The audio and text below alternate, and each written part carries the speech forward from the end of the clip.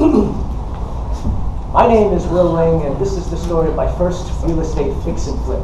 Our story begins 3 years ago, all the way up north in New York City, on a property at 865 Montgomery Street. I remember when I first walked into the house, and I took my first step, crunch! I stepped on a dead cockroach. I never saw something like that before. The dead cockroaches all over the floor, broken tiles everywhere. The smell, oh my God, the whole house smelled like cat urine. It was perfect. As a real estate investor, this is exactly the kind of house you get excited for. So I practically ran over to my mentor at the time. His name was Dan. He was like a seasoned local investor.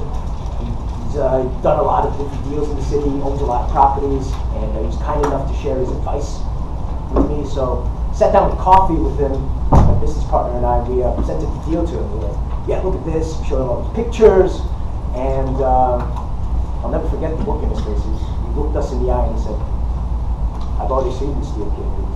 It's no good. It's got soil contamination. You're going to have to spend $50,000 to pick up all the soil and import new soil. You're going to lose a lot of money on this soil contamination.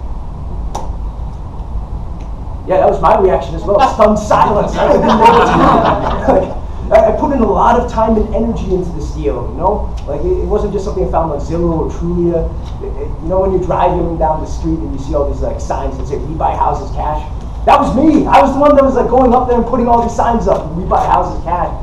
And these letters you get in the mail that say, you want to buy your house at 123 Main Street. That was also me. I was handwriting letters every day, sending out 30, 40 letters in the mailbox to try to get houses. And those annoying cold calls you get from telemarketers.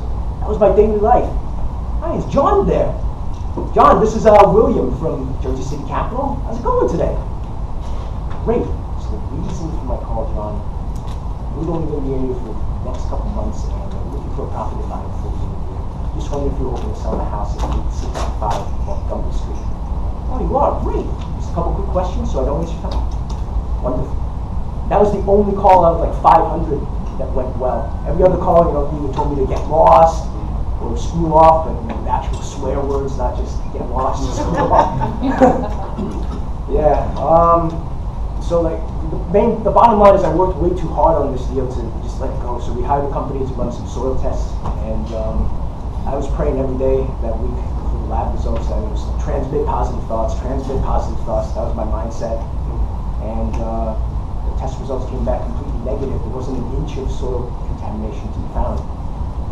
When I went back to my mentor, it turned out that he was lying through his teeth. He wasn't trying to help me. He was intentionally sabotaging the business. I thought back to all the other types of advice that he gave me, and it was all wrong, like how to find leads, how to deal with contractors. Every single bit of it was intentionally designed to sabotage me starting out.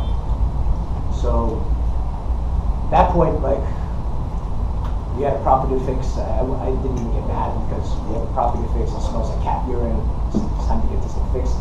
He called up like 5 local contractors and went with the cheapest guy. He's like, oh, he's the cheapest out of the 5. Yeah, let's just go with him. Paid him $10,000. Never did a day's worth of work. I mean, to this day, I still don't know where he went. I called him 30 times a day, left him voicemails, disappeared with the money, $10,000. And at that point, I was starting to get worried, depressed, angry. I was angry at this guy.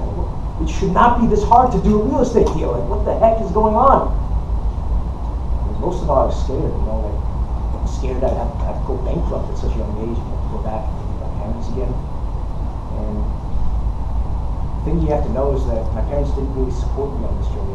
They told me that I was crazy for doing this and that I was going to ruin my life. Doing real estate investing instead of working at my own job. They told me I had a 99% chance of failure. My mom said, "You're my only son. I can't let you ruin your life like that. I can't lose you." It's just crazy stuff. So when things like this happen, when I'm dealing with unscrupulous mentors, shady contractors, just part of me is like, maybe they're right. Maybe I shouldn't be on this path. But at that point, I was already committed. My business partner and I were like, might as well just finish this, see how it goes.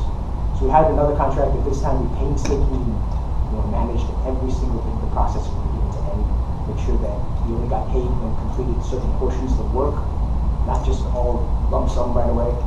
And he finished like 2 weeks ahead of schedule. It was crazy. We finished 2 weeks ahead of schedule, and it was time to get the property sold. So we sold it to a bunch of different buyers, got a few offers, things were looking good. Time for the inspection. We found water damage and water leaks. So it turned out this contractor, the reason he finished so early was he skipped over a few parts. He shoddy materials. That's why he was able to finish it so early.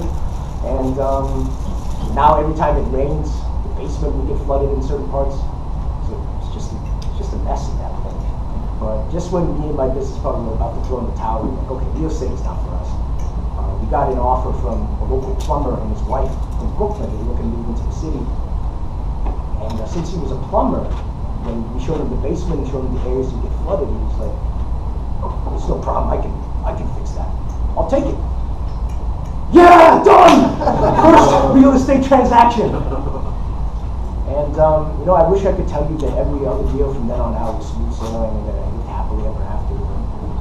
I really can't. Like, this was definitely not the hardest deal I've ever done. It was the first deal, so it's the most memorable, but it wasn't the hardest deal. And what I found is that every single deal is its own like emotional roller coaster of emotions, up and down, but no matter what happens, I get stronger as a result. I get more emotionally resilient, I can deal with it.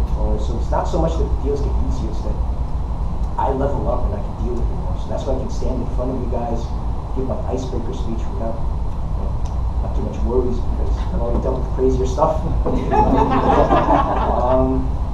And so I guess my name is Will Ling, and 3 years ago, I'm glad that I was willing to persevere and overcome all these obstacles to successfully complete my first real estate fix and flip. Thank you.